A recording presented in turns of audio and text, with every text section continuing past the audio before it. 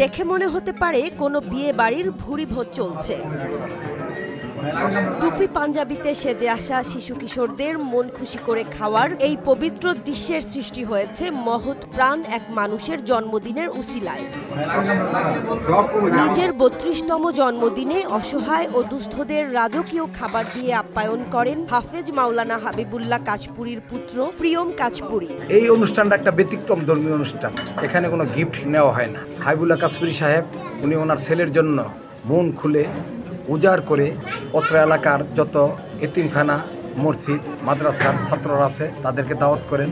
এই অনুষ্ঠান উপলক্ষে আমরা সর্বস্তরের মানুষের একবেলা খাবারের আয়োজন করে থাকি। ১৩ জানুয়ারি দুপুরে নারায়ণগঞ্জ সিদ্ধিরগঞ্জের হিরাজিল প্রিয়ম টাওয়ারে এই আয়োজন করা হয়। দুপুর ১২টায় মিলাদ মাহফিল দিয়ে শুরু হয় অনুষ্ঠান।